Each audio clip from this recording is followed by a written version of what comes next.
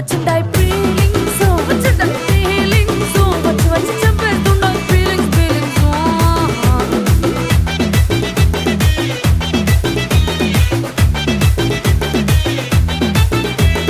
చీ అంటే ఓసారి కో అంటే ఓసారి చాటు మాటుగా సై అంటే ఓసారి